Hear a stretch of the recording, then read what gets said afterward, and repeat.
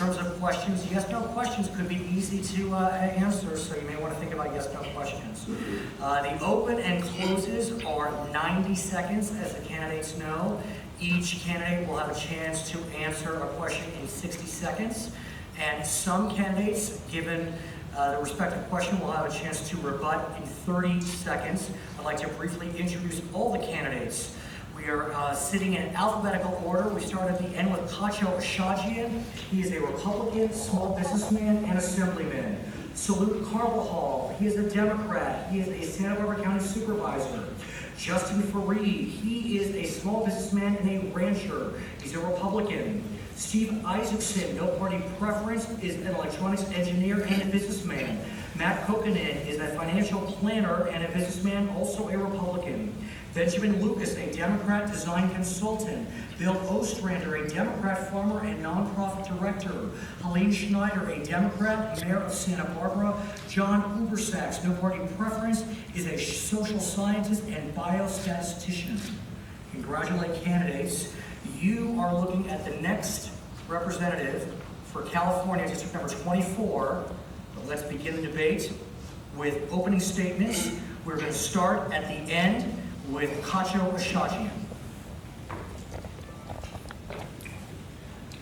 Thank you, Dr. Stork. Thank you, Costa College. Ladies and gentlemen, thank you for being here. My name is Kacho Ashajian. I represent you as your 35th District Assembly person. To give you some of my background, I arrived at Costa College some 45 years ago, and I've still been here since then. I graduated, Go Cougars, and then I came to Costa just to improve on my English and went to Cal Poly, got a degree in business administration. And if I sound a little tired, I am, because I just drove here from Sacramento. And I proudly earned my Alumni of the Year award from Costa College in 2007. I work in a gas station to help me to college with the expenses. The love of the community helped me stay local and buy the station, and then the spirit of free enterprise got me where I am today in the business world. Being in business for myself, it helped me to get involved with my community, being involved with Rotary Club, Costa College, Special Olympics, and things of that nature, helped me put my finger on the pulse of the community and helped me where I am today. With that, ladies and gentlemen, I thank you for your time and look forward to answering your questions. My time is up, and once again, go Cougars. Thank you. Just because of time, we're going to wait. Salute Carvajal. Thank you very much, Brett. Thank you, President Stork. I'm the youngest of 7. I immigrated with my family from Mexico when I was 5 years old, first to Arizona, then moved to Oxnard here on the Central Coast. And my father was a farm worker. And despite long hours and long days of work, it was challenging to make ends meet for our family. We moved into public housing, and despite the economic hardship my family faced, I had extraordinary teachers and 2 very attentive parents. I attended UCSB, the first in my family to go to a 4-year university. I also joined the United States Marine Corps, served my country, met my wife on a blind date when I was at UCSB. I have 2 wonderful children. And for the past 12 years, I served as the Santa Barbara County Supervisor. I know what it's like to struggle. And as part of my service on the Board of Supervisors, I've been able to work in a bipartisan fashion, collaboratively with my colleagues, to bring about solutions to address the many challenges our community faces. We have the highest rainy day reserve in the county's history, the highest credit bond rating in the state of California, and we balance our budget each and every year. I want to take that same bipartisan approach to Washington to make sure working middle-class families have the same opportunities I had growing up. Thank you. Justin Fareed. Thank you, President Stork, for your message and for Cuesta for hosting this evening's debate. I was born and raised here on the Central Coast, down in Santa Barbara. On my mother's side, and my family's been ranching here in California for 3 generations. My father's a U.S. Army veteran and a doctor who used his medical expertise to develop devices and invent devices that help people with repetitive stress injuries. I grew up packing boxes, taking inventory, going to different trade shows in the chambers around the area, building this business. Today I'm vice president of that business. I accomplished my childhood dream of playing football at UCLA. I walked on there, had the opportunity to work on the coaching staff there before I had an opportunity to go work for a senior member of Congress a few years ago. It was my job to work on a handful of different issues, evaluate the policy, work to develop policy, bring a collaborative and concerted approach and work to move that policy. But it was there that I saw just how dysfunctional Congress is today. You hear a lot of empty rhetoric without any kind of action. You see a tendency and a culture and a mindset for political insiders to say and do whatever it takes to get reelected, and their focus is more on their next election than it is the policies that affect the rest of us in the next generation. I'm running for Congress to bring a voice from the Central Coast back to Washington, D.C., to get Congress working again and to bring a voice for the next generation. I look forward to continuing this discussion through the course of tonight's debate and answering any questions that you have. Thank you. Thank you. Steve Isaacson. Good evening. Thank you for all coming, and thank you to the hosts. I'm an independent. I'm native Californian, and I've lived in this district for over 40 years. I got my PhD from UCSB. Congress is faced with many problems in the years to come, but I want to focus on just one of them for just a second. The budget. We all know that the budget's been running out of control. We have a very large deficit every year. It's going to get worse. They can no longer borrow from the Social Security Trust Fund. There is no surplus anymore. Matter of fact, they have to start paying the money back. The budget's on course to become $25 trillion in 6 years from now. The interest on the debt will be equal to half the discretionary budget. That's greater than the defense budget currently. This dysfunctional Congress is not changing this course whatsoever, and it's destined to happen. I work for a local electronics company, manufacturing company, because I can recognize and solve problems. I'm going to bring that problem-solving ability to Congress next year, and that is why I'm running. Thank you. Thank you. Matt Cookinen. Good evening. Thank you for coming here, Dr. Stewart. Thank you. I was born in Finland on a cold winter night. It was a shock to my system. I remember it well. When I was 13 years of age, my father died, and I told my mother I want to go to America. She humored me and permitted me to go to the U.S. Embassy in Helsinki to get the immigration papers, which I got. I turned them in, and 3 years later, I got my visa. When I got my visa, I left Finland, left my family there, left everybody, and came to New York by myself. Didn't know anybody there. I had one suitcase, and I'm here to tell you tonight, American Dream is alive. Now I have 2 suitcases. I went to Westmont College, met my wife there, studied philosophy. I was the flying Finn on the soccer team. Studied philosophy, went back to Europe, did my graduate studies. I met my wife at Westmont also. My wife Jean, we've been married 48 years. I have 2 children, 2 grandchildren. I've been a financial planner the whole time, and that's been my career. I have 2 master's degrees in financial management and financial sciences. And I've been on a lot of boards locally. I've served in many functions. I've been a trustee at Grace Church in San Luis Obispo. I've been in San Luis Obispo for 45 years. I served in the Army National Guard, got an honorable discharge, and I support the right to keep and bear arms, private property rights, and energy independence. Thank you, sir. Benjamin Lucas. I am Benjamin Lucas. Tonight I'd like to start by pointing out what all the candidates have in common tonight. That is, none of us seated at this table this evening have been to a federal level office. This gives us, we the people, a unique opportunity to really elect a new attitude in Washington. We've had an incumbent in for 20 years, 2 decades of the same political philosophy. What I want to do is, I realized after several of these debates, what you're going to see is most likely some sound bites, some statistics in 1 minute, and other things like that. You might even hear what the supported Democrat and Republican parties have to say, probably not what the candidate has to say. So tonight, I'd like to tell you that I have a comprehensive package I passed out called The Solution, which answers 6 major questions in our government facing our district and our entire country.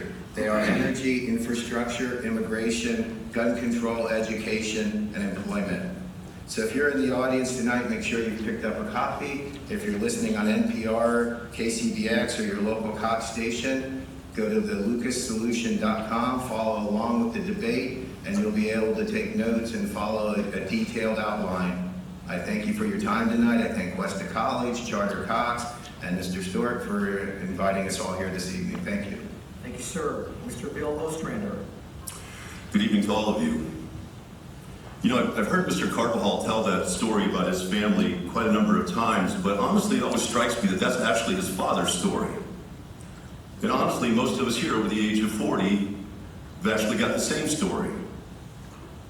But one of the reasons that I think we're here tonight is to discuss the fact that our parents were able to lift us up. But many of us are not able to do that for our kids. That America has a certain level of decline going on, and we're all standing by watching it. You know, take this into consideration. We have the highest infant mortality rate of any of the developed nations. We have the highest rate of preventable deaths of all the rich nations in the world, despite paying the most for health care. We now rank 20th in high school graduations and 19th in college graduations in the we have the most income inequality of any country in the world. And we rank 20th in the world in terms of our upward social mobility, despite the fact that we have probably some of the greatest resources the world has ever seen. I think it's appropriate that we're here at Cuesta College because today's young are the clearest indication or the clearest vision of what our future is. And I'm concerned. America is still rich. America is rich in natural and human resources. But it's important to understand these outcomes are a result of our choices in our legislation. We need a new ethos in our government and the representatives that we choose. Thank you. Thank you. Helene Schneider. Good evening, and I want to thank Cuesta College, Cox Communications, and Charter Communications for putting this on this evening. I'm Helene Schneider. I'm the mayor of the city of Santa Barbara. I'm in my 2nd term, and I've served at City Hall now. This is my 13th year. Before that, I was the Human Resources Director for Planned Parenthood, where I worked for the local affiliate for 11 years that covered from San Luis Obispo down to Thousand Oaks. So I know about issues related to the Central Coast my entire adult life here on the Central Coast. And I want to go to DC because, as was mentioned, and I too believe that Washington is dysfunctional and it's broken, and we got to break through the gridlock. And I believe my combination of experience both as a local government mayor, working with other mayors around the country on how to get things done, and getting unanimous votes from my city council on major policy issues, coupled with working in a nonprofit institution on an issue such as the one that promotes women's rights and full equality and access to reproductive health care. These are prime important issues that I know we care about here on the Central Coast, and needs a strong vote and a strong voice for you for the 24th Congressional District. I want to be that strong voice. I want to take what's working here in California and move that onto a national level, and move that envelope forward, move that message forward, and be a strong voice as well. I hope to earn your support this evening, and I look forward to your questions tonight, and I hope I can earn the vote of the voters in the 24th Congressional District as your next representative. Thank you. Thank you. John Oversacks. Dr. Stork kindly reminded us all of our responsibility to look after the interests of the people in the district and of the entire country.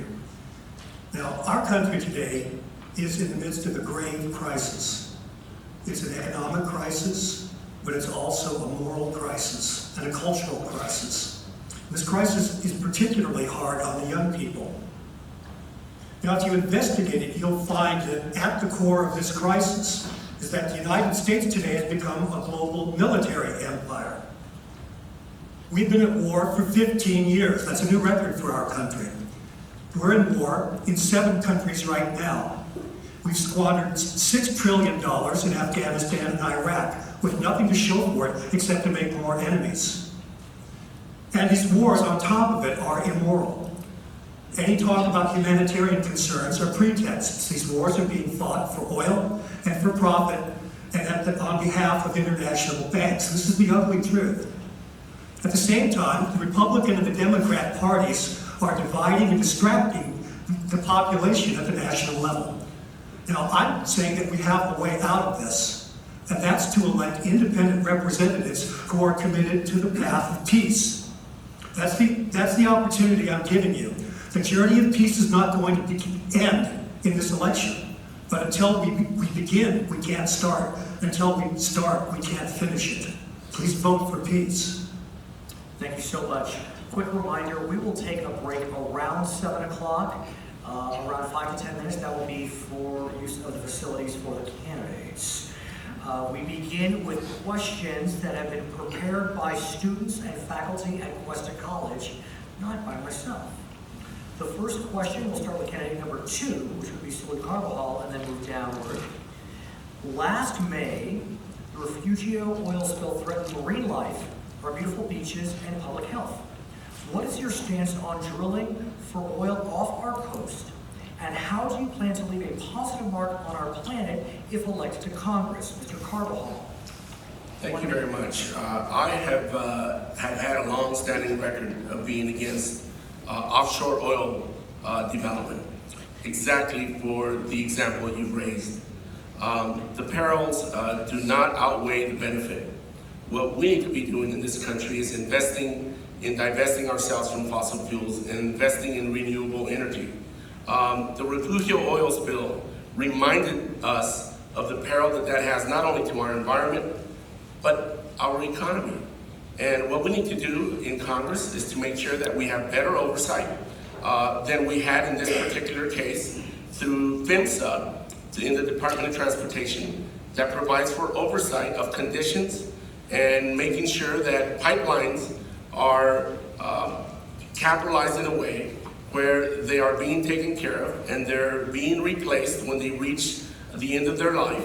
And clearly in this case, the federal government did not have the oversight that we needed to have to make sure that this company, Plains, did not leave its equipment the way it did. Thank you, sir.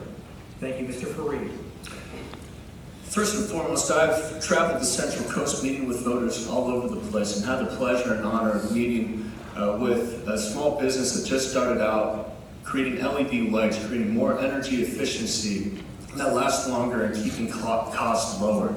We need to move towards a future of better innovation for our environment and technology. I believe that we're moving in that direction very much so. With regard to the unfortunate reality of the oil spill, my opponent here mentioned the better oversight from Congress and the Department of Transportation, which was the regulating body in Washington, D.C. on the Plains All-American Pipeline. They passed in 2011 the Pipeline Safety Act, which had 42 mandates from Congress to improve the oversight on this, and there was a number of them that were never implemented by the administration, by the bureaucracy in Washington, D.C. So to me, this is a clear example of which oversight body is best on these types of issues. Is it a Washington, D.C. bureaucracy, or is it better done locally? Briefly, Mr. Fareed, the question is, what is your stance on drilling for oil off our coast? Do you support or oppose? I believe that here in the United States, we have the best proprietary technology to foster fuels, but as we can move forward in a positive direction, that we should move towards a decarbonized future here in the United States. So, do you support or oppose offshore oil drilling? I think we have the best technology here. Okay, let's move on to Mr. Isaacson. Answer the question. No comments from the audience, please. Mr. In Isaacson. direct answer to your question, I'm not generally for offshore oil drilling. There is some resources out there, but it's relatively limited compared to the risks that have been repeatedly shut down in the Santa Barbara area when the oils come up on the beaches. I would much prefer to develop some of the green resources we have in the two counties to give a more carbon-free environment for us in the future, because I do believe in global warming. The Refugio Beach pipeline breakage is an example of much of the deferred maintenance we have in many of our projects throughout the country. That was a particularly tragic one in that there was no real reason that somebody should have been doing maintenance on it, but obviously they did. Thank you. Thank you. Mr. Cookman. In 1969, we experienced the breakage or the problem in Santa Barbara. That started the GOO movement, to get oil out. I was a student at Westmont College and had been there, and every day when we would go to the beach, we had to wash our feet because of the oil and tar that we got on the beach.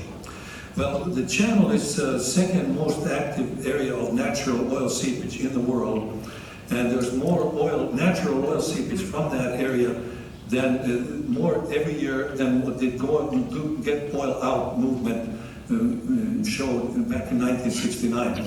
Studies have shown that, for example, around Holly, platform Holly, by drilling the oil out, it has reduced the environmental damage by 50%. I'm all in favor of drilling for oil because of the environmental savings that we do. Because if you have something that has pressure, if you drill it, the first thing you have to do is drill it out and relieve the pressure. And that, from an environmental standpoint, that's exactly the best thing that can be done for that. Thank you. Mr. Lucas.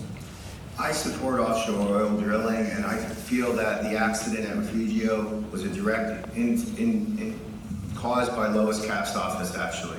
There's not enough monitoring of codes and security and infrastructure of these processes. For 30 years, we haven't upgraded the infrastructure of these oil pipelines. Regulations hold us back. We have more oil, like Mr. Kokinen said, coming off the shore, seeping. Toro Canyon, where I live in Montecito, seeps out of the hill all day long, runs down the mountain.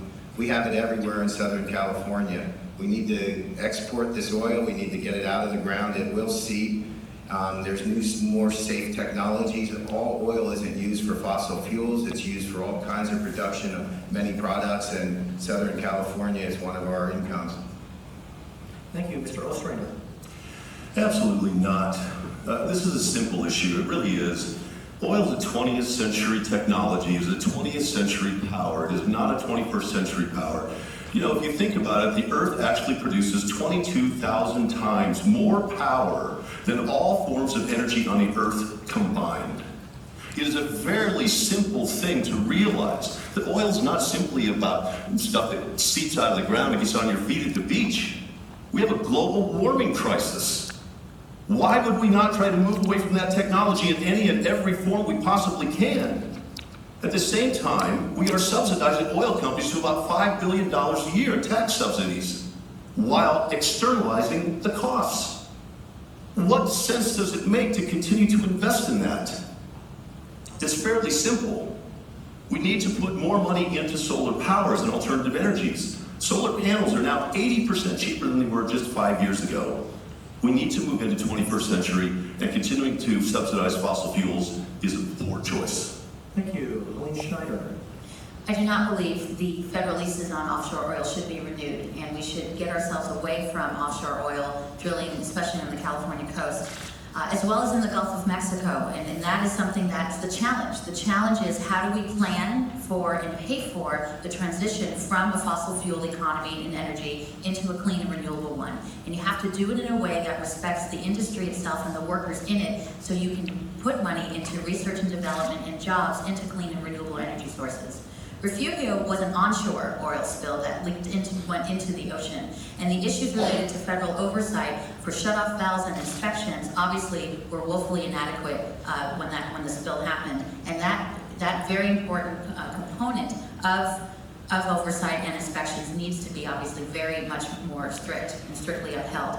But the true thing is we look at Earth Day, which is tomorrow. Tomorrow is the anniversary of Earth Day. Is where's the political will in terms of your funding and your advocacy and getting things done to move towards a clean and renewable energy source? And that is something I've done as mayor and want to bring to you into Congress. Thank you. Mr. Ubersachs. Let me give you a perspective on this that no one else is mentioning. Right now, Saudi Arabia is blackmailing the United States. You may have seen on 60 Minutes, there's increasing evidence that Saudi Arabia, elements of their government, was responsible for 9/11. All the wars going on in the Middle East, Saudi has a big part in. And we are owned by them because we need their oil. And we need their oil to back our dollar. Look up the word Google petrodollar. So I say, I'm an environmentalist, I would jump for joy the day we shut down those oil wells. But for now, that there is grave risks with being dependent on a foreign government. So I think we need to gradually phase out our own oil production. We're starting to make headway now. Obama's in Saudi Arabia right now because we're starting to push back, because we're lowering the cost of oil by putting our oil out on the world market. And that's giving us some breathing space. We're not being blackmailed by the oil-producing nations. It's a big problem eventually, but not now. We can keep drilling for now safely. Mr. Shajian. Thank you. I do support offshore oil drilling, especially in the areas that we have lists from the federal government. I think with today's technology, it can be better, safer, secure. The accidents that happen in Santa Barbara County, it's not acceptable. We need to bring those people into justice and have them criminally court-martialed. I think that will put an end to their responsibilities. To those who may take less care, show less responsibility, who will pay attention. I think the product lines can be double wall. We can have shut-off valves to minimize the accidents. But having said that, I also support renewable energy. It was my efforts that brought over $630,000 to San Luis Obispo County to help them with plan for renewable energy sources. Thank you. Interesting question from the Twitterverse. A quick answer from all candidates. What vehicle did each candidate arrive in tonight? We'll start with Mr. Carvajal just for this follow-up. An American car, Ford Fusion. Mr. Fareed. A Jeep Grand Cherokee. How about Mr. Isaacson? A BMW. How about Mr. Kokanen? A Chevy truck diesel. Mr. Lucas? Ford Explorer. Mr. Ostrander? I carpool, thank you very much. Schneider? American-made Toyota Corolla. Mr. Hoover Sachs? The 2001 Buick LeSabre. Okay, Mr. Shajian? From 64 Chevy truck to 2009 Chevy Suburban. Okay, that was fun. Next question. This is also from Quest of Faculty in this instance. John Kennedy taught Americans that government could improve their lives. Ronald Reagan taught Americans that government is the problem. Where do you stand? We begin with Mr. Fareed. The number one thing we need to expect from our representatives is that they're doing their job. That's representing the interests of the people here on the Central Coast and the benefit of the American people. I think what has happened today at the federal level is it's gone way too bloated, way too costly, and it's gotten less effective in serving the needs of everyday people. I believe we need to bring 21st century policies to modernize and make a leaner, more efficient, more effective institution that can serve us in the long term. The fact that it's incurring the type of debt that it is, and the prospects that that looks like for our future, for many of the faces that we're seeing in this room, and just like myself, that's going to lead to a future of more debt, higher taxes, fewer jobs, and a lower standard of living for the future of this country. So I believe that we need to have a balance, but where we are today in Washington, D.C., it's become far too bloated. And it's necessary that we reform it systemically and strengthen the will of Congress. Mr. Isaacson. Certainly, Congress today pays way too much attention to special interests. Later today has a lot to do with getting elected, finances, how much is donated, what obligations the candidates pick up, and serve Congress.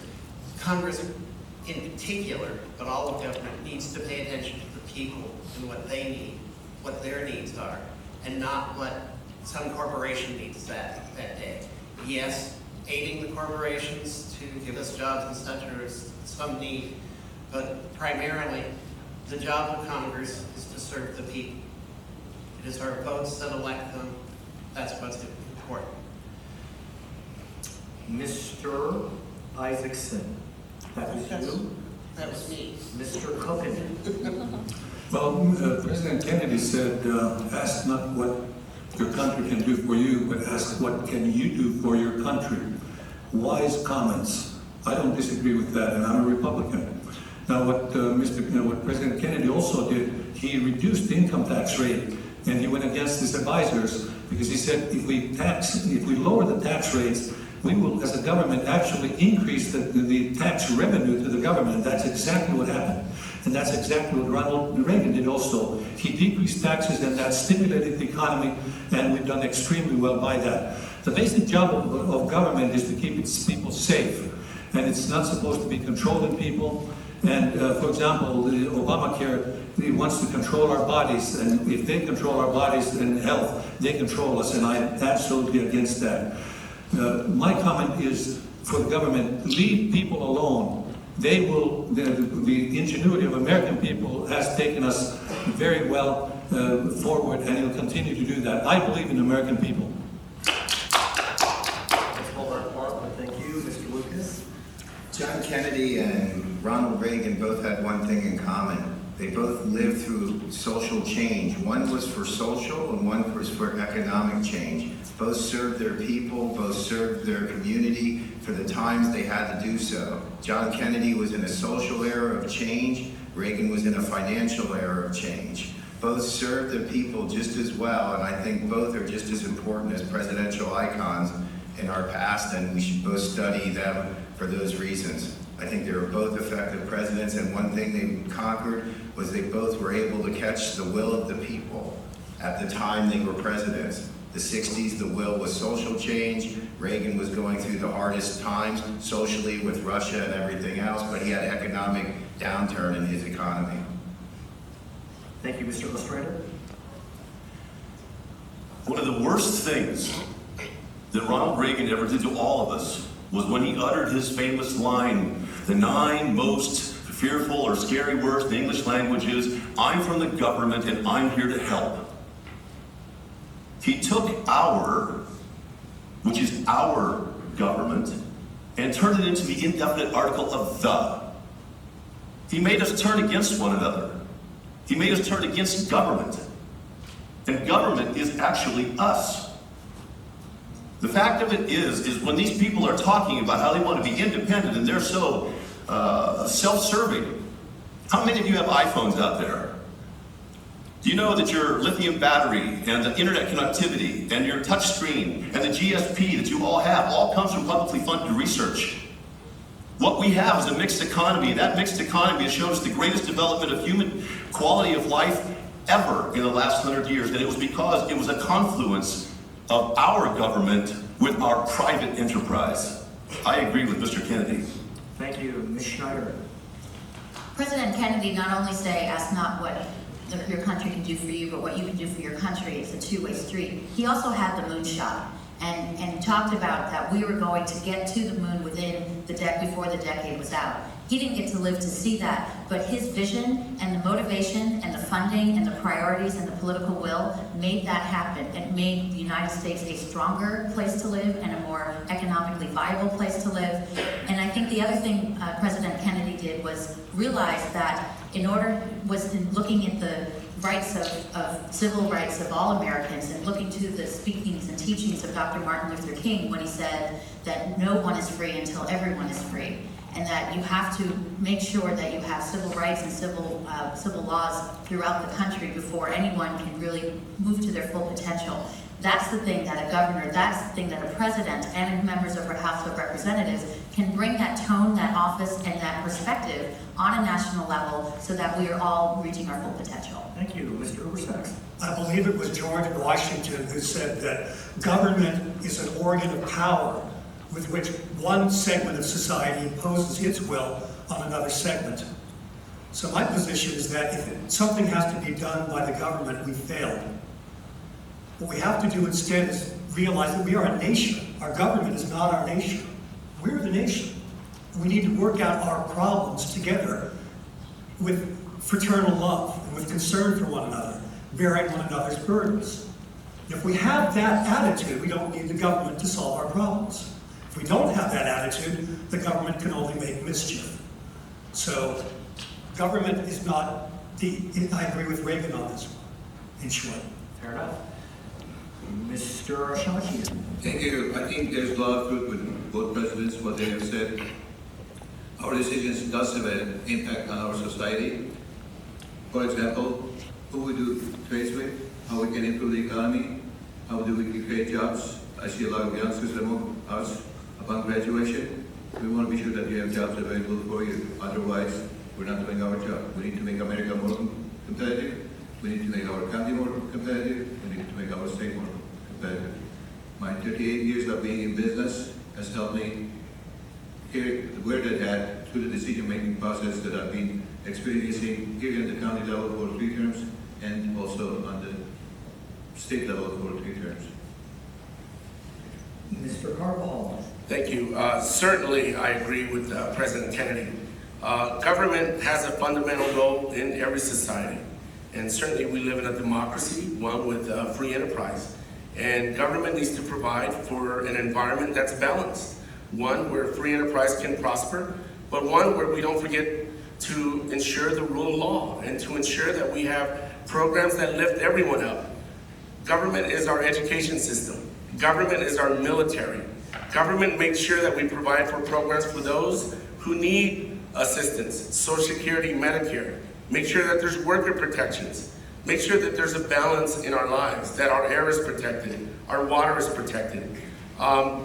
Making sure that all interests provide for a balance so that we have the type of prosperity for individual liberties and rights and security in our country, throughout our entire country. Follow-up question from the Twitterverse, yes, no answer. Should, and it deals with government power and authority, should Americans be allowed to purchase semi-automatic weapons? Yes or no answer. We're going to start with Mr. Isaacson. No. Mr. Kokinen. Yes. Mr. Lucas. Yes. Mr. Ostrander. There's no point in it. Yes or no? No. Ms. Schneider. No. Mr. Ubersachs. Yes. Mr. Ashajian. Yes, but not everyone. Mr. Carvajal. No. No. No, wait, the question again was, should people be able to buy? Should Americans be allowed to purchase semi-automatic weapons? No. Thank you. Mr. Fareed. Under the rule of law, yes. Can I ask for clarification on that, actually? Are you asking for semi-automatic weapons or assault weapons? The question was semi-automatic weapons. Okay, I misunderstood your question. So would you like to amend your answer? Yes. Should Americans be allowed to purchase semi-automatic weapons? Yes, because a semi-automatic weapon is different than an assault weapon, and I wouldn't agree to assault weapon. Thank you. It is. Anyone else want to amend? I'll be glad to allow that. Mr. Carvajal? I will say no, and a semi-automatic weapon is an assault rifle. Having served in the United States Marine Corps, I can tell you that much. Okay, this is fun. Keep those questions coming in from the Twitterverse. Clearly, yes/no questions are easy to throw out after planned questions. So if you want to see a lot of questions coming in, make them yes/no, and we'll get them asked and answered. Another question from our friends at Cuesta. Which interest groups have you worked with, and why did you choose to work with them? And I think we'll start with Mr. Isaacson. Did you answer the last question first? No. Mr. Fareed. Okay, we'll start with Mr. Isaacson. Are you perplexed by the question? Only what you mean by interest groups. That's a fair question. That's how the question was drafted. I'll take some liberties and define it as groups with a particular position, groups that are advocating toward a specific issue or interest. The groups I would have generally sided with wouldn't have what you'd consider political interests. I served with the local library to help docent computer usage amongst the population many years ago when a lot fewer people were familiar with computers. Obviously, having gotten 3 degrees, I've been on college campuses and worked with various groups on that, not on political issues, just local issues around the college campus. I was once a member of Mensa, but that was more social interaction. But I would not say that I have been the only active political thing that I've probably done is I was for the local Walmart out in Atascadero becoming in city. And I helped work with the committee that was putting it through and making sure it successfully got passed by the planning commission. That's the most political. Thank you. So we're looking at advocacy organizations, so I think a fair way to say it, advocacy organizations. Mr. Kokinen? I've been very active in church work. I attended the Grace Church in San Luis Obispo before. I was their trustee and deacon for over 30 years. I am very interested in the veterans situations, and I established a nonprofit corporation after 9/11. It's called 9/11 American Thunder, and I put on lots of events to benefit the veterans. I've been involved with that. I've been involved in professional societies. I've been president of the Charter of Life Underwriters 2 terms. I've been president of in terms of financial advisors locally here. So those are the professional organizations and other organizations with which I've been involved in. I believe in the Constitution of the United States, and things that interest me are any organization that wants to promote the Constitution and the rule of law in our nation. Those are the ones that I like, and I want to support them. Thank you. Mr. Lucas. I think I'm the only one sitting up here that's been a former member of the IBEW, International Brotherhood of Electrical Workers, and I really feel that working with the unions in California, you can get a lot accomplished. Going into the electrical system, energy is on the top of my platform for the solution. I think it's our most critical infrastructure problem we have in Southern California. That includes water, electricity, gas, all the utilities. Forget the pricing of housing in this state. Wait 10 years and see what your electric bill is, your gas bill, your water bill. You won't even be able to afford to live in the house that you have a mortgage on. It's working with the unions and creating an alternative energy flow that works for Southern California. And by doing that, you need to work with the unions. Thank you. Thank you. Mr. Ostrander. And again, I want to be sure that we're talking about organizations that we've worked with, or for nonprofit kind of things, right? Advocacy groups. Okay, very good. So I actually have a list of people and organizations, advocacy groups that I've worked with. I've been a big brother for 35 years. I've been a member of the Sierra Club. I was a spokesperson for Coalition to Stop Food Irradiation. I spent a year in Africa, the African Conservation Trust, working on community development and trying to help preserve the last free-ranging population of black rhinos and cheetahs in the world. I helped to found the Citizens Congress, which goes to Washington and state and local work as well. Some of you may know about our public elections, publicly funded elections work that we've been doing. I've been part of the American Livestock Breeds Conservancy Program, trying to save heritage breed livestock from the bottlenecking that's going on in commercial agriculture. I've been part of the Aggie Backers. I've been part of the original group of People for the American Way. I have done a long list of things outside of government. And one of the things that I believe that our students should participate in exchange for college would be a national civil service program for our youth so that they give back to the country they're inheriting. Thank you. Ms. Schneider. I've been involved in advocacy work since I was a teenager. Actually, helping put funds in for Central Park, where I grew up. In college, I was part of SOAR, Students Organized Against Racism, and Network, the women's rights group. Been involved with Planned Parenthood not only as an employee, but also was on the Planned Parenthood Action Fund Board, and I'm the president of the Santa Barbara Women's Political Committee. Been involved with the League of California Cities. I currently sit on that statewide board. Been involved with the Society for Human Resources Management and the Santa Barbara Human Resources Association as its president a few years. The Coalition Against Gun Violence had been on their advisory board as well as Coast for Sustainable Transportation. And through the U.S. Conference of Mayors, there have been other advocacy pieces, including Mayors Against Illegal Guns, Mayors for Peace, Mayors for Marriage Equality, and the Mayor's Challenge to End Veteran Homelessness. Thank you. Mr. Ursax? I have a passion for higher education. It's just something instinctive to me. And it's a personal quest I have to see that young people have the same educational opportunities that I have. And when I began speaking to young people in our community and finding out the mountain of debt they had to acquire to go to a university, I became extremely concerned. And I began gathering statistics to document the alarming increase of college tuition. And if you go to Wikipedia now, look up college tuition, you'll see a graph I put there. You see the California university systems, not the community colleges, the UCs, the Cal States. We're not compiling that obvious information to see this exponential rise in college tuition. The reason it bothers me is because young people don't have the historical perspective to know that they're being taken advantage of by this system.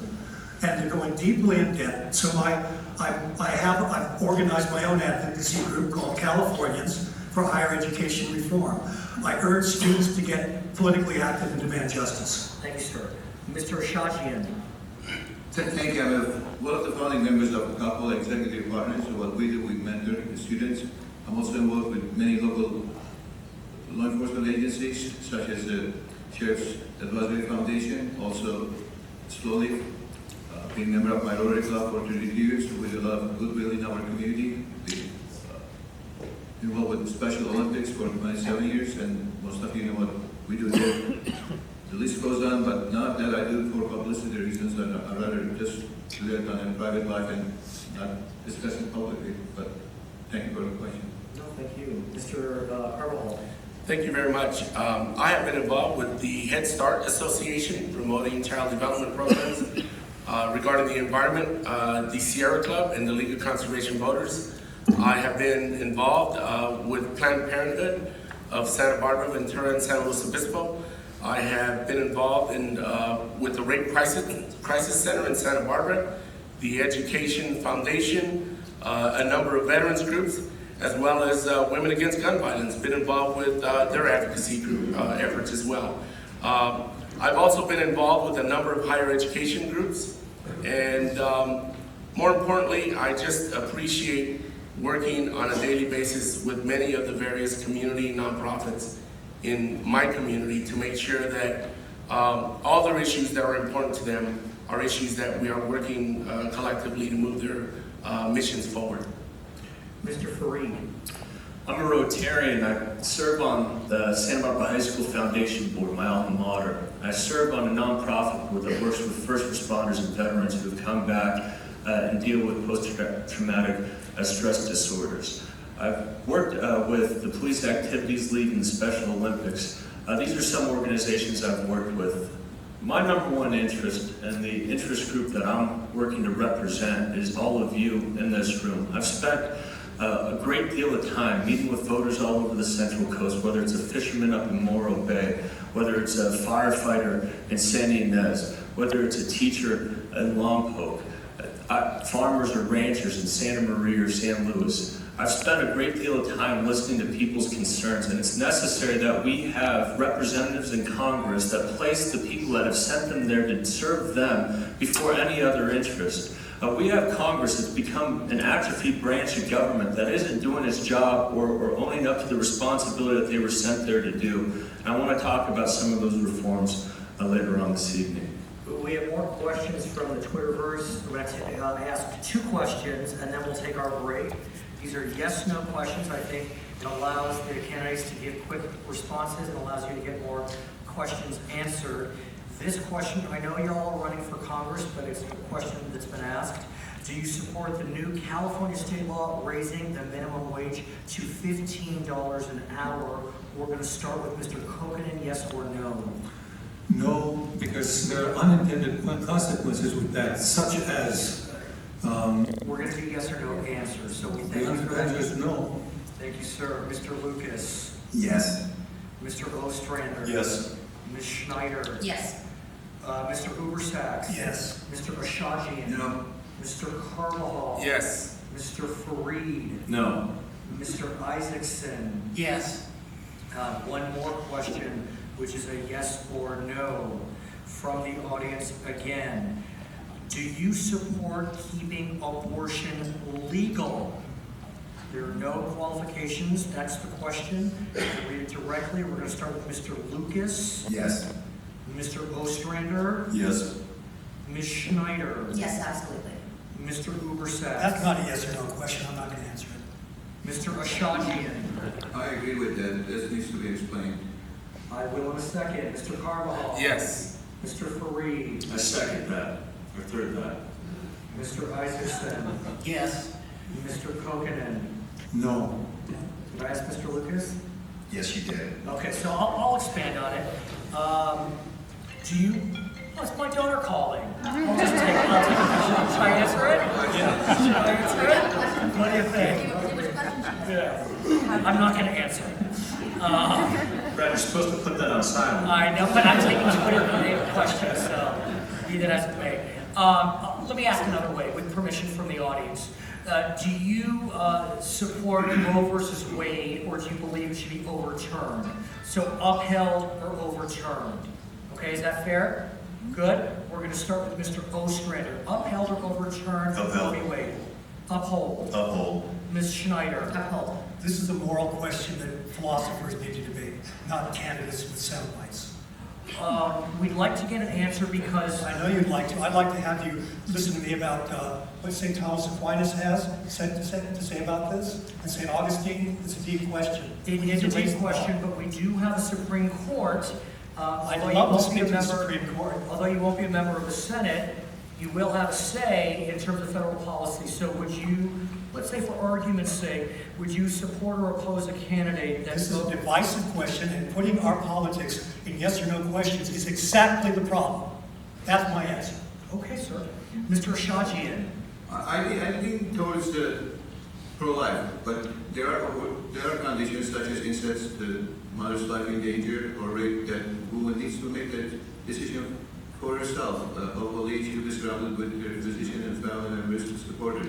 It is the law of the land, I understand that. But a question like that, when it comes to us, it's not yes or no answer, because It's not yes or no. Yeah, upholder or you need to bring in discussion everything else that's part of it, such as reaching out, educating them about other choices such as adoption and so forth, so on. Okay. Do you want to respond as uphold or overturn, or there's your answer? Mr. Shajian? That's my answer, sir. That's my Mr. Carvajal? Uphold. Mr. Fareed?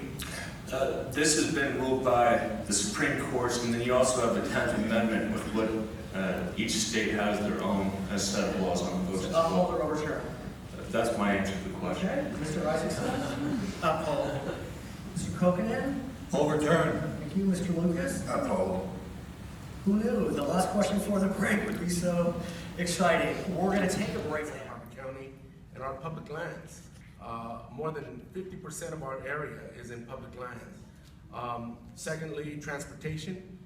We have a decaying infrastructure where governments over the years have really not stepped up to make sure that our bridges, our roads are addressed, and that's something that's vitally important for the Central Coast. And lastly, as a Veterans Committee, because we have many challenges facing our veterans, making sure they get the services and benefits they deserve.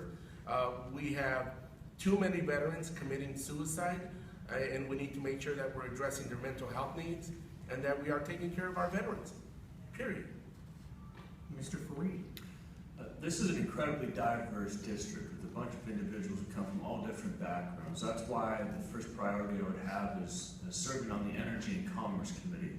This has subcommittees for health, for commerce, manufacturing, and trade, for energy and power. There's a number that go under the auspices of this committee.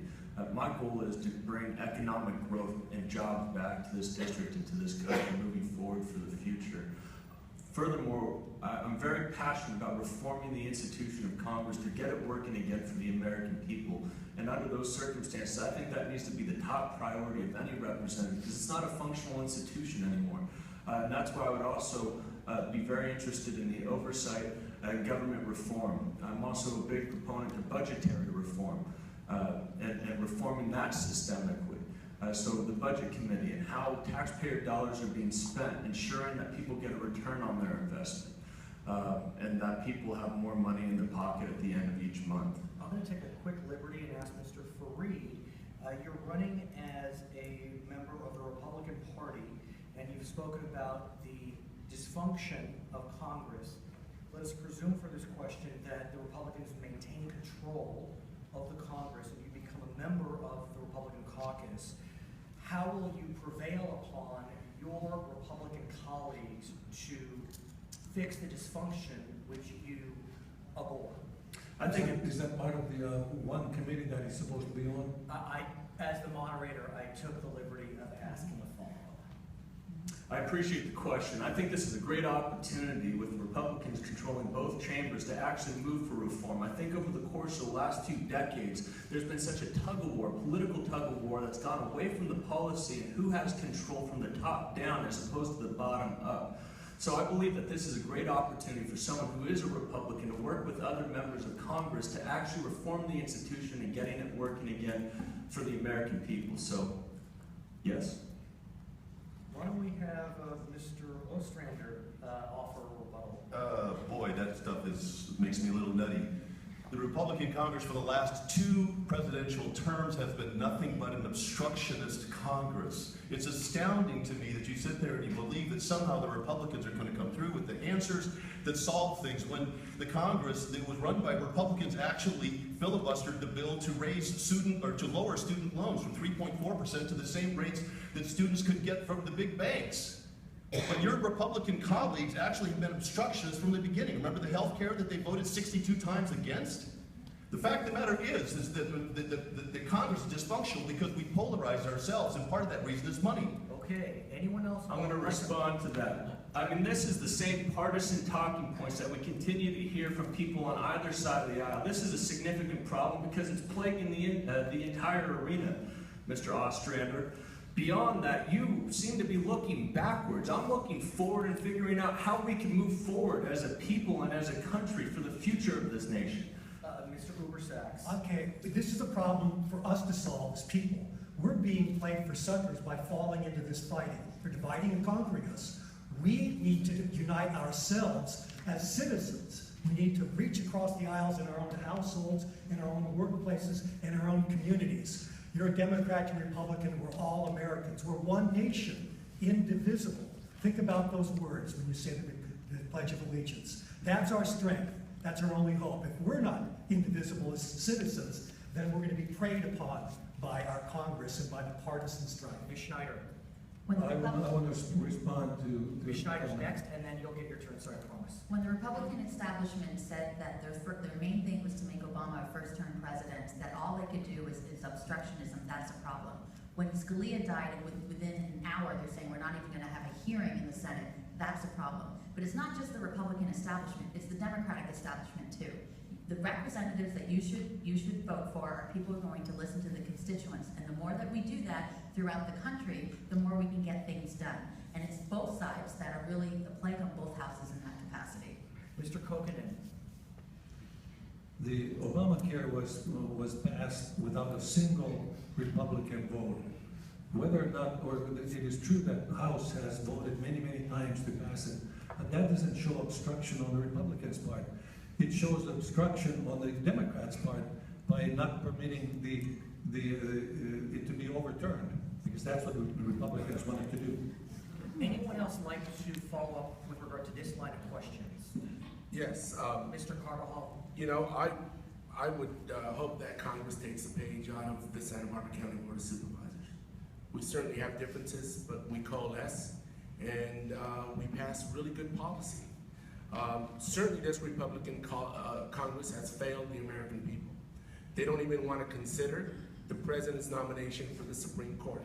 Instead, they would rather have 60, 70 votes on repealing the Affordable Care Act, 50, 60 votes on repealing, on unfunding Planned Parenthood. That's not a functional Congress. The House of Representatives' responsibility is to have the oversight and management of taxpayer dollars. When you're talking about an up and down vote, that's in the United States Senate. Yes, that's a part of Congress, but your responsibility as a representative, or our responsibility, is how we serve the people here on the Central Coast, bringing a local voice forward and ensuring that taxpayer dollars are spent wisely and that taxpayers are getting a return on that investment. Mr. Lucas. I'd like to answer the original question. No, we'll get- I understand, but So, on the bipartisanship, I was asked this question, and I think it's as simple as, you go to the gym that Paul Ryan's working out in every morning at 5:30, and you say, "Good morning, Mr. Speaker. Can I spot those weights for you?" And then you start talking. It's not always done in Congress. It's done out of Congress. You make friendships. You make, you just do it. You get in there and you dig in and you find out how it gets done, and you do it. We're going to go back to the original question. Well, Mr. Shajan, you do not have a chance to respond, so I want to give you a chance because I just see your finger up. Thank you. I'm not going to point any fingers. I just want to speak about my reputation. My record speaks for itself. I did go to Sacramento. I heard similar stories, but it's all in real estate. They say it's location, location, location. In our business, it's attitude, attitude, attitude. With that attitude, you're able to reach out. Last year, when the newcomers came, majority being Democrats, I was asked to be one of the trainers for the newcomers, for the reason that you have the right attitude to deal with what's in front of you. I was the only Republican previous 2 years to be given a chairmanship job when the supermajority was Democrat. It's all in your attitude. Thank you, sir. Everyone got a chance on this question, correct? We're going to go back to the original question, and that being from Cuesta, college students, if you could pick one committee assignment, what would it be, and how would it benefit your constituents? We're now with Mr. Isaacson. I'm a bit split between budget, for obvious reasons in my opening, and the Energy and Commerce Committee, specifically the energy part of that committee. Why? Because in this district, we have Diablo Canyon. I don't know whether it would be 8 years from now or 28 years from now, but it's going to have to be shut down. That's 1,400 jobs, huge amount of tax dollars paid to this district, and we need to take care of that. Eastern part of these counties have huge solar resources that could be developed to replace the energy. Diablo Canyon's producing 20% of the energy that's used by PG&E. That has to be replaced, and I don't want it to be opened up into fossil fuel plants across the state to generate it elsewhere. I just assume we get the tax dollars from the eastern part of this county. There's work to do and some research to make it viable to do solar energy, but I believe that the research could be done. Thank you. Thank you very much. Mr. Kokanen. Well, instead of talking about 5 or 10 different committees I'd like to be on, I'd like to be on the budget committee. I've been a financial planner for 45 years. I understand budgeting, and the Congress is doing it the wrong way. We're on an automatic increase basis. Every year they just assume, well, every department should get at least a 5% increase. That's wrong. We just started zero-based budgeting every year, and that's the only way to keep everybody accountable. I've been involved in lots of activities. I've been in the Army myself. My daughter's a lieutenant colonel and a physician, emergency physician. I would listen to her and get ideas, and I have that breadth of experience. I have a music background myself. I studied at the Sibelius Academy and studied piano when I was growing up in Finland. So I understand the arts.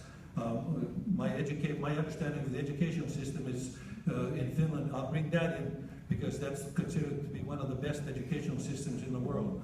So I have that background that is multifaceted, and that's what I'll bring to help our community with good budgeting.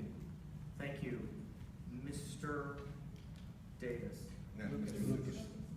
Thank you, sorry. It's okay. I would be on the Energy Committee. The most pressing problem District 24 has in its grip right now is the energy source. We pull 90% of our power from California from 4 different states: Utah, Arizona, New Mexico, and Utah. 5,000 megawatts of power we're pulling in. All those are coal-fired plants. We're naive to think we're a green state.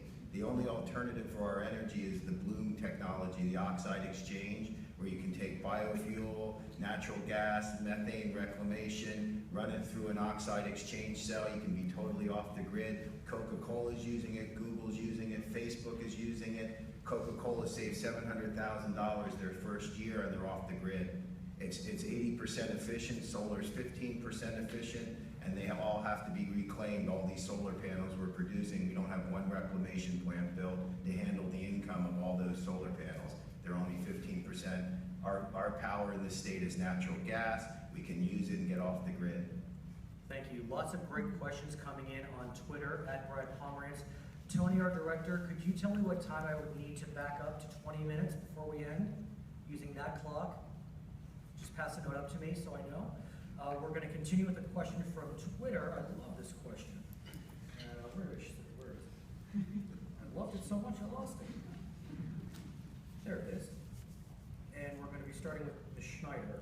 And the question is, name one accomplishment of which you are most proud. Just one. Colleen Schneider. That's from Twitter, by the way. When I first became mayor, there was a big issue related to the lack of mental health services in the south coast of Santa Barbara County, where women who needed detoxification services, women who needed detoxification who were homeless or did not have insurance were sent to Lompoc and Santa Maria for an intensive detox training for assistance. And I was able to bring people together, both the shelter, the homeless shelter, the county, the City Housing Authority, funding from the redevelopment agency, and CADA to come together, find a place, purchase it, get it ready for 16 people, both men and women, to get intensive detox care and a discharge plan so that they don't find themselves back homeless again, paid for through the county mental health department and run by CADA. It was bringing all those people together, and as mayor, taking the leadership role of something that wasn't on the agenda, but something that needed to get done to solve a big problem. That place is now in effect for 5 years, and about 300 people have gone through without money, and very, very few people have had to go back for further services. Thank you. Mr. Bubersack. Well, that's a great question, and the thing is, my advice to anybody in that position is that you've done something and you've really forgotten it. I've forgotten, because at the moment you become egoless in doing something, you're no longer doing it for the sake of feeling good. And that's an interesting aspect. But if I have to pick something tangible, I went through Thomas Jefferson's letters, and he had several great books lists, and I compiled them all and put them on the internet. So I've given you Thomas Jefferson's great book lists, and I put hyperlinks on there. So I thought I'd do him and you all a favor with that. Well, thank you for that. Mr. Shakian.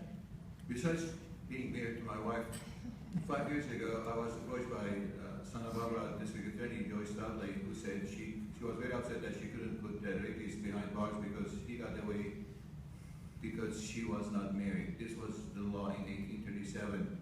We were able to work with her for 2 years to change that law to say a rape is a rape, regardless if the woman is married, single, widow, doesn't matter.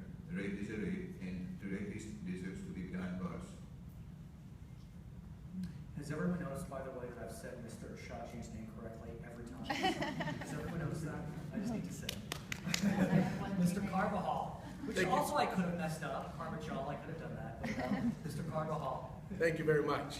Santa Barbara County, before the Affordable Care Act, we were informed that we had the highest rate of uninsured children per capita in the state of California. I teamed up with one of my Republican colleagues and my Democratic colleagues, and we passed an initiative forward. And we went from having 16,000 uninsured children to less than 1,500 uninsured children.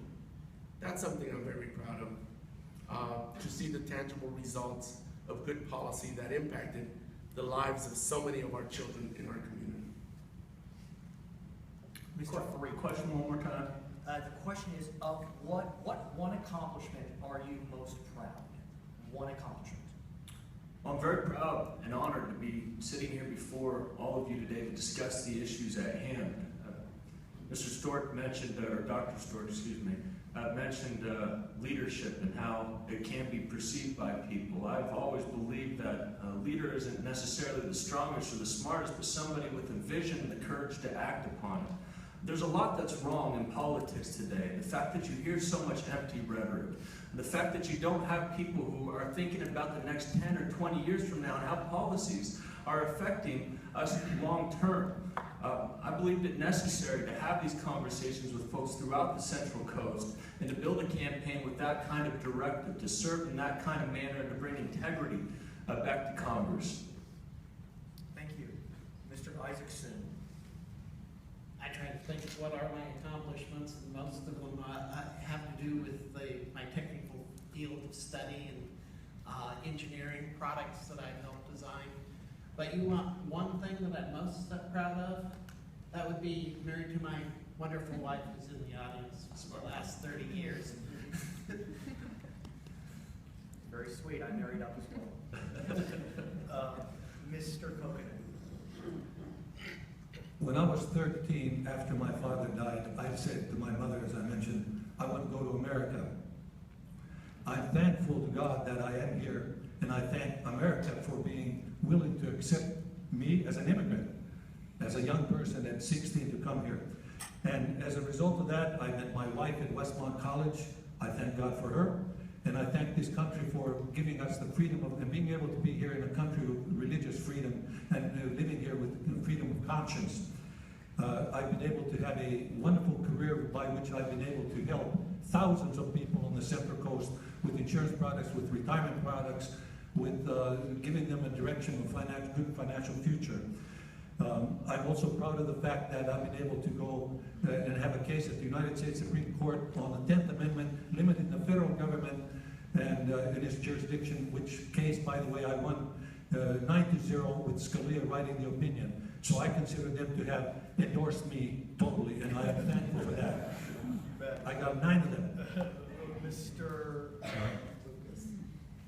This is a little offbeat, but the artistic side of my democratic brain, I sat in the jungles of Indonesia and carved 16 feet, 3,000 pounds of white mahogany into Jim Morrison, John Lennon, Janis Joplin, Jimi Hendrix.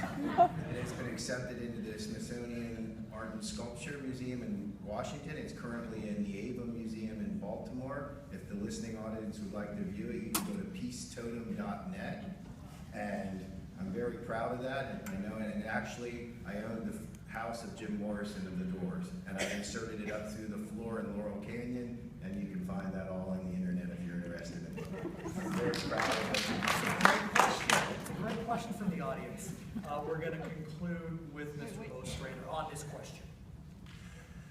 Of course, I'm proud of my sons, but I think you're looking for something more specifically that I've done. So, in 1991, I went to Namibia, Africa, to do community development work and to help save the black rhino and the cheetah. On May the 1st of 1992, we exercised the first of what became an annual competition, or an annual festival called the Corcus Cultural Festival. We started the first all-public donated library in Africa. We were the first, I was the first. I say we because there was other people that worked on it with me, but we collected the first time the folk tales of the Damara people in the Kwikwe language. We developed a scholarship competition for kids so that they could go to school. And we actually created a folk art competition to help develop some sort of economic opportunity in a community that had 85% unemployment. The monies that we raised from the festival, we helped donate to the Prince Charles Trust, where we helped to build a community center so that those products could be sold. It was attended by 4,500 people in the middle of an extremely rural population. Thank you. We are getting several questions on Twitter about immigration and immigration reform. So I'm going to synthesize them and ask the following question for all of our candidates to answer. And the question is, what would you do as a member of Congress to break the log jam on immigration reform, if anything? We're going to start with Mr. Ubersachs. Well, I don't know what the log jam is. I think I was a worker without papers in Europe, and I swore if I ever came back to the United States, I'd be very helpful to people who are in that situation. So my main concern is that people are not given the runaround. The people who want a path to citizenship and are sincere are given clear instructions. And if they are willing to, if they're getting a fair chance and they're willing to work for it, I say, if they're here now, let them be citizens. But we clearly have to limit the new people coming up, and we have to vet people and be sure they're not just here for welfare. And I think people are giving, some of them, I see it in Morro Bay. They seem to think that all the Americans now have agreed to just give them free handouts. And that's not good for their own morale. These are proud people, these are responsible human beings, and they don't want to be turned into a bunch of wimpy, Wimpy in the Popeye cartoon, where they're smoochers is the word I'm looking for. It's not good for them, it's not good for us. Thank you. Mr. Ashajian? Thank you. As an immigrant myself, the most valuable asset in my possession is my citizenship, and I'll thank you for that. I would start, first of all, those who have criminal record and are here illegally, I'd like to see them out of the country, no matter what country of origin you're here from. Two, the next priority for me will be to help our agriculture folks who are short on labor. And those laborers aren't taking jobs away from our kids, and we need them here, and they're immigrants. And there got to be a way for us to bring the serious program back and or have a guest workers program in place where they can come and work, and we know exactly where they are, and they can leave the country understanding that coming back will be easy. This has to be worked with the Congress, of course, because visas and passports are federal issues rather than state, even though we're trying to work very hard on the state level to come up with a program that's acceptable by the federal government. Mr. Carvajal? Thank you. I'm an immigrant to this country. I came here when I was 5. I went through the process when the immigration system worked. Many families have come to this country because the immigration system doesn't work, and they come to this country for a better way of life. What we need to do is make sure we address this broken immigration system in a bipartisan way. It doesn't have to be partisan, like the Senate almost achieved. We need to provide a path to citizenship, to bring over 12 million people out of the shadows. Certainly we need to secure our borders, and certainly we need to make sure that people are paying their fees and taxes. But we need to be able to provide a path so that people can get that citizenship and can continue to thrive and contribute to this country as they have been doing. Thank you, Mr. Fareed. I believe the question was, what are you going to do as a representative to break the logjam on immigration, right? If anything. If anything. Well, first and foremost, again, this is systemic. One of the main issues that you have with bad policy and reforms that are passed between either chamber and the House and Senate is the fact that they try to put so much, and you hear a lot of people that don't actually read the bill. There was one that recently passed a few years ago where they said, let's pass this to find out what's in it. That's a tremendous issue if Congress isn't doing their job, and secondly, it adversely affects the policy in the long term. We need to have a legal immigration system that works, and the first step that we should do is look at it systemically. That's reforming Congress so that we move on a step-by-step basis and go to a single subject rule so that every single piece of legislation that's brought before Congress for a vote is only relative to that one topic. That will allow us to secure the borders first and begin to work on a step-by-step basis for a legal immigration system that is merit-based and ebbs and flows with our economy. Thank you. Mr. Isaacson. Do I think that the immigration system is broken? Yes. Do I think there are a lot of good people who do a lot of jobs around here that are hiding in the shadows? Yes. But your question is, how do we break the logjam? What would you do as a member of Congress, if anything, Yes. to break the logjam? And that's the central question here. And the only thing you can do, there are a lot of good people in Congress who want to do a good job. And the only way you can get anything through, but this in particular, is by contacting them. You don't have to do it on the congressional floor. Work with them, talk to them, come up with good solutions that everybody supports. And I strongly feel that if you can contact enough of the other congressmen, work with them, you can come up with a bill they'll support and might even break their party's dictates not to. Thank you, sir. Mr. Kopanen. The problem is a complicated one, and especially it's complicated now with the refugee problem of the people from the Middle East and Africa. We absolutely must know who's here. I do not want people here who are causing danger to our population.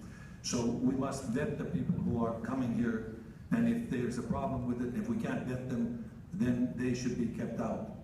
We must redo our system so that we start making E-Verify mandatory, because once we know if they are employed here legally, that's not a problem. But if we find out that people who are here illegally, they will self-deport them if the employers are fined for having illegal people working for them. That's the only way where we can make sure that we know who's here, and we must absolutely continue to insist that we vet whoever is coming here. Thank you. Mr. Lucas, I don't want to say Davis, Mr. Lucas. You know, everybody talks about the solution. I'm the only one that brought the answer in black and white in writing for this question. I pre-anticipated it. The answer is the federal government has to change crossing the border from a misdemeanor to a felony again. We allowed it to be changed to a misdemeanor to allow this work population in. It's no longer a viable source. By creating a felony crossing the border for the first time, it allows local and state jurisdiction to take control over immigration situations again. To prosecute a misdemeanor, you have to see the act of the crime. We really are not going to deport anybody. You have to commit a felony here first. By doing this, you have 90 days to register, you give a DNA sample, fingerprint, you go register, you have 7 years under the documentation they establish, and you're in the country. It vets the wheat from the chaff. Mr. Ostrander. The problem with this question is we as Americans haven't decided how we feel about immigration. We're a country based on immigration. I have a very good friend back here who's immigrated. There's several members up here who've immigrated. Harvard has said that we get a 1% economic benefit to our net value by immigration. But we as Americans haven't decided what that is. We like that economic benefit. We like the fact that we have busboys and dishwashers and people that clean hotel rooms and pick our fruits and vegetables for next to nothing. But we don't like it if we think they're going to take our jobs. Then we conflate all this together. But if you want to know what I would do, there are two things specifically. The H-2A program, which has to do with farm workers, has to be changed. So it's not so onerous and odious for farmers to actually get the contract that they need. And we need to look at the H-1B visa program, which allows corporations to bring in 85,000 head of household jobs every year into this country, which is essentially outsourcing our jobs, but they're bringing people here. And just down the road, there's 147 of them at UCLA that happened just 2 years ago that had those visas for $66,000 a year, by the way. Schneider. So the question is, what, if anything, can I as a representative do to break the logjam? And I think the first thing is the approach I would actually take as a representative in respecting each and every other member of the House in the position that they're in, whether I agree with them on policy or not. Because you need to bring people together to solve these complex issues. This is a comprehensive problem that not only the people of the 24th Congressional District of California have, but many different districts throughout the country have.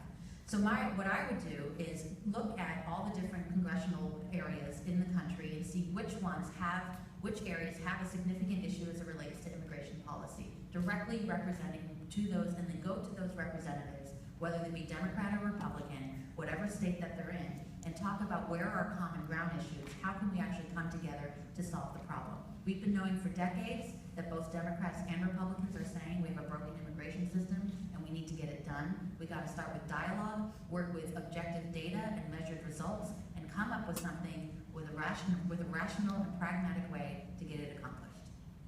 Thank you. We have about 6 minutes left before we have to go to closing statements. So I'm going to ask some yes/no questions as a way to get through the 6 minutes. We don't have enough time for a full question of 1 minute answers. And so I'm pulling these all from Twitter. None of these questions are mine. These are all from Twitter. And we're going to start at the end with Mr. Ashajian. Yes or no? As an elected official, would you agree to identical medical benefits as Medicare for yourself? I agree with the question. I will repeat the question. As an elected official, as a member of Congress, as you know, members of Congress get medical benefits as a member of the United States Congress. Would you agree to identical medical benefits as Medicare recipients for yourself? Definitely. Mr. Carvajal. Yes. Unequivocally, yes. I believe that members of Congress need to be held to the same standard as the rest of us. Okay, thank you. Mr. Isaacson. Absolutely, yes. Mr. Kokanen. Yes. Mr. Lucas. Yes. Mr. Ostrander. Yes. Ms. Schneider. Yes. Mr. Ubersachs. I don't want health insurance. Again, a question directly from Twitter. Do you support North Carolina officials' decision to eliminate municipal non-discrimination protections for LGBT people? We're going to go to Mr. Carbajal. Say that again, please. It's no problem.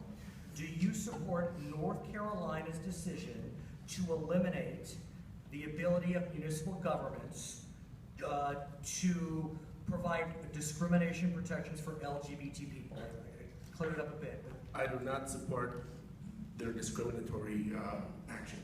thank you.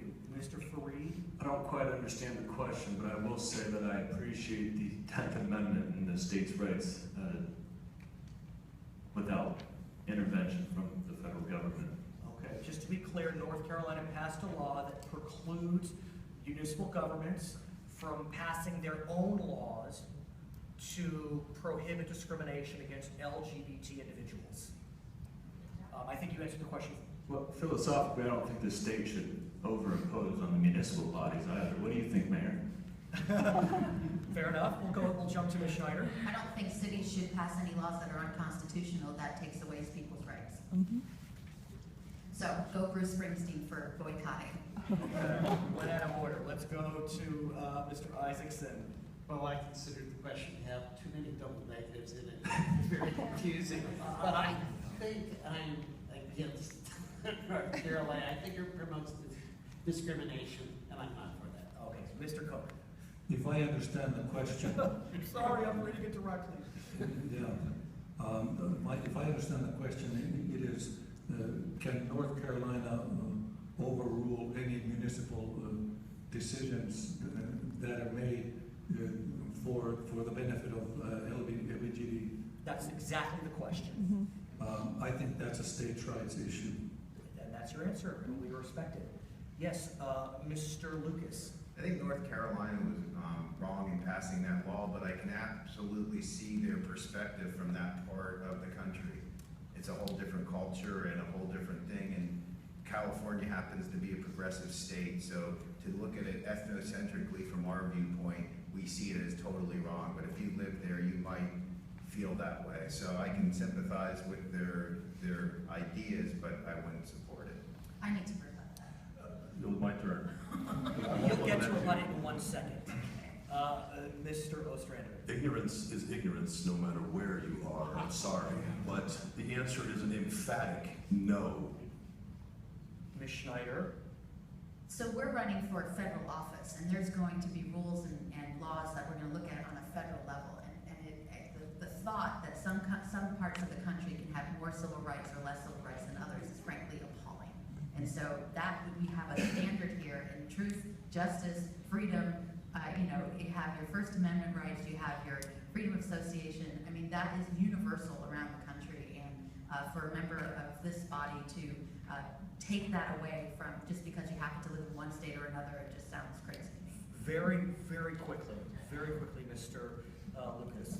To clarify what I meant, I can see their intentions. I have a young daughter, and I don't know if a pedophiliac or some man that was dressed in a woman's outfit might be in a woman's bathroom for the wrong reasons. Just because the rights of the community has it, there are also wrong reasons for it. Very quickly, Mr. Carvajal. I find that extremely insulting to the LGBTQ community.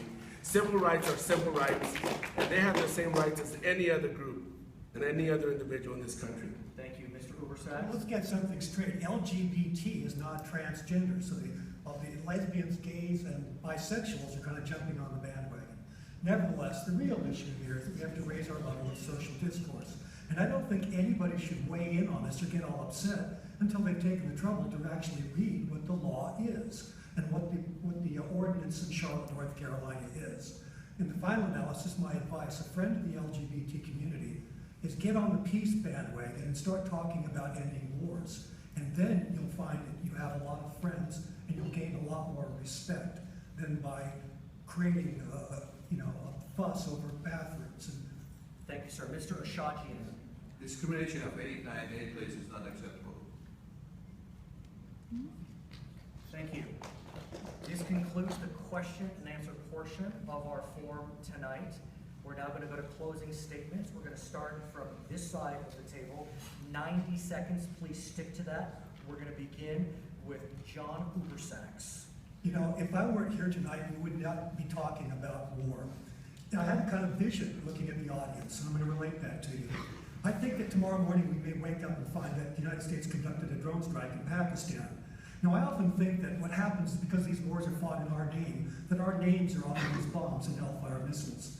But the vision I had a few minutes ago was that what if our faces, the faces of the people in this room, were on those missiles, the expressions that we have, a lost people. And the reason we're lost is because we are supporting these wars. This is a grave moral evil. Martin Luther King didn't live and die for nothing. And what we're doing now is 7 times worse than the Vietnam War, and there's no protest. Ladies and gentlemen, we are responsible to stop these wars. It's not the people in Washington, it's not the military. It weighs heavily on our consciences because our consciences know we're responsible. We're not going to be able to solve any other problem in our country while we're wielding horrific weapons of destruction on innocent people. And I guarantee that we will heal ourselves the moment we take responsibility again. And so I'm asking you to vote for peace. That simple action will change the moral universe, and it will change you. We have to start a movement. We have to put aside these divisive issues and get to the fundamental moral corruption of war. Thank you. Helene Schneider. I want to thank everyone for being here tonight and thank those who are watching either tonight or in the future for paying attention to this very important race. First time really in 20 years that people in the 24th Congressional District can decide who you want your next representative to be. And I can give you two things that to summarize tonight. One is who your representative is going to look at big national issues. And I can tell you that after doing my homework, talking with constituents, feeling what I believe is in the best interest of our constituents with a basis of true social justice, of a basis of full equality, of giving people the ability to reach their full potential, that is where I'll be coming from in talking in your best interest and not what some Washington establishment tells me to do. The second thing is, I've been going around all across the 24th Congressional District and I've known this area my entire adult life. And there's some similarities and themes, but each area has their own unique qualities and their own unique challenges. And what I will bring to you as your next representative is that key connection between City Hall and Capitol Hill, between community groups and Congress. That is something that I will do in terms of being very strong, in terms of making that connection on a community-wide level, on whatever that specific issue is, and helping community groups get through the bureaucracy or whatever the red tape is on a national level. I hope I can earn your vote in this June 7th primary. Please go to my website. Please check me out on Twitter. You can, and I hope to continue the conversation with you tonight. Thank you very much. Thank you. Mr. Bill Ostrander. Thank you, and thank you for coming tonight and hearing us out. I think it's very important that you understand a couple of physical things that may impact your decision about who you choose. Many of you may not know that Congress is only actually in session for 137 days a year, that they only spend on average 4.8 hours in session, and that your chance of getting a bill passed in Congress today is less than 8%, whether that's for a post office naming or something significant like climate change. When you take, for example, Lois Capps, before she was a legislator, she was a nurse. So out of her 237 bills that she's originated, 106 of them had to do with healthcare. Another large majority of them, about 86 of them, had to do with the environment and oil, which of course is right off of her front yard, if you will, in Santa Barbara. The person that you're going to elect to go to Congress, you better be sure about who they are and what they're passionate about. Because it's going to require that kind of passion and compassion to make sure that you can get other people involved and engaged, find your common ground, and get a bill through Congress. And they better know what they're talking about. Every day, I'm a regenerative farmer trying to sequester carbon in the soil. Every day, I'm out working on campaign finance reform. I have a son that goes to this college, and I believe the national civil service programs for kids are really important. And I've suffered deeply under the recession from the wealth inequality that goes on in this country. So if you elect me, you're going to have somebody who's passionate about those four things, and I will work on them every day. Thank you. Thank you. Benjamin Lucas.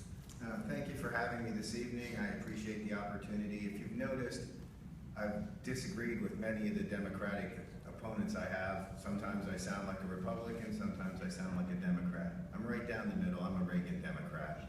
And if you go to the lucassolution.com and look up the 6 points that I've talked about in my solution to the government and the gridlock in Congress and everything else, it's energy, North American infrastructure, education, gun control, immigration, and employment.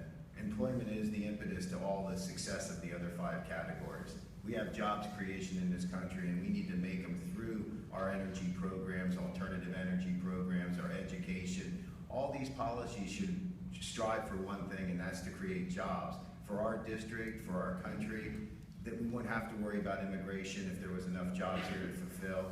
We're losing jobs right and left, and that's the most important part. So please, if you're listening out there, go to the lucassolution.com, Freudian slip, .com, and I appreciate your attention this evening. I hope I earn your vote. Have a good evening. Thank you. Matt Kokinen. Thank you for coming out to hear us today.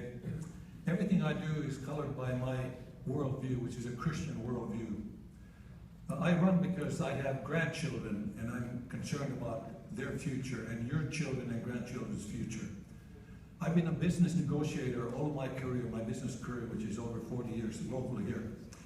I solemnly promise, and I won't be talking about platitudes here, nebulous things, but I'll give you promises, specific comments. I will work to stop the illegal invasion. Why do illegals get freebies, but our citizens must pay for services, I ask. I want to stop anchor baby citizenship, and I want to protect our borders. We must fight radical Islam. Why should we lose our freedom of speech and freedom of religion to jihadists, murderers of Christians and others? We must balance the budget. Stop borrowing money. Why should our children have to pay off our $19 trillion immoral debt? We must cut government spending, regulations, and programs to create jobs. We must lower taxes and establish flat tax. We must eliminate Common Core. Why should children's education be a social experiment instead of learning? And we must stop funding sanctuary cities and states. Why do our government shelter illegal aliens and criminals? And we must protect religious liberty and freedom of conscience. I will work to eliminate Obamacare and restore healthcare choice and reduce the program, their costs. We must clip the EPA, give water to Delta fish. We must stop giving water to Delta fish and give it to farmers and food. Thank you, sir. And I will make one promise. If I die in office, my wife will not seek my seat. Thank you, sir. Mr. Isaacson, Steve Isaacson. Thank you for coming tonight. I hope you've learned something about all of us, and I thank our hosts. Einstein said, "You cannot solve our problems using the same kind of thinking that you used to create them in the first place." Congress has to change. But I ask one more thing of you, for all of you to think about in the next month and a half. The only commodity that's of importance here is your vote. Yes, money helps with name recognition, and it makes it a lot less work, a lot easier to get that name recognition out there. But your vote is the only commodity of importance here. So please, listen to what we've all said here tonight. Look at everybody's websites. Are they telling you what they're actually going to do in Congress? Look at their donor list. Has it created some obligations? Public donor lists for big donors and public record. Then think about what you want, who will do the best job to fix the problems that are coming up in the coming years in Congress. Decide who you want to vote for, and then please vote for me. Justin Fareed. Yeah, I want to thank you, Brad, for moderating it this evening. Thank everybody up here on the stage for their willingness to pursue this endeavor. I want to thank you and Cuesta College for the opportunity to be here this evening. This is the most important election that we've had here on the Central Coast in over 2 decades, and what I believe will be the most pivotal election in the United States history. It will determine the future and the direction that we have in governing here locally and in the future of this country. It was my experience working in Washington, D.C., that I saw how dysfunctional Congress was today. It no longer serves the will of each of us. But we need to reform this budget structure so that it's functional, so that it invests back into America, and that they're not spending beyond their means, that we can create economic growth and prosperity, and that individuals from all different backgrounds are represented and represented at will.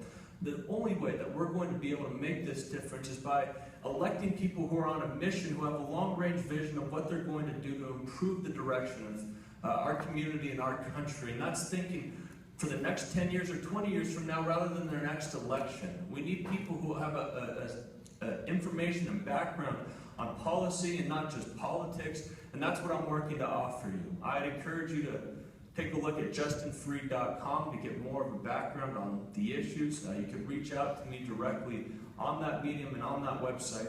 Please follow me on Facebook, Twitter, Instagram.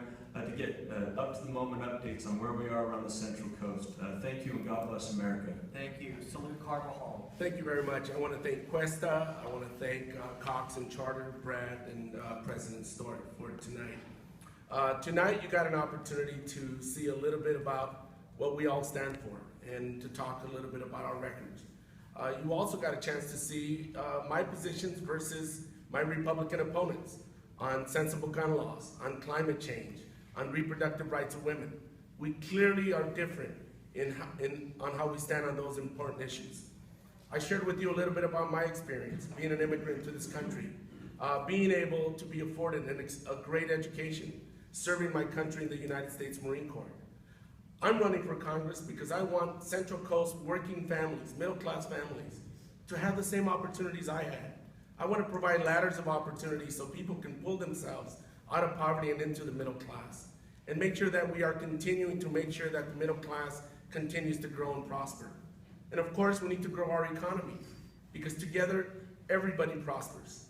I'm very proud to tell you that I have the support from Congresswoman Lois Katz, the Sierra Club, in Citizens United, the most prominent advocacy group to address campaign finance reform in our country, and the California Teachers Association.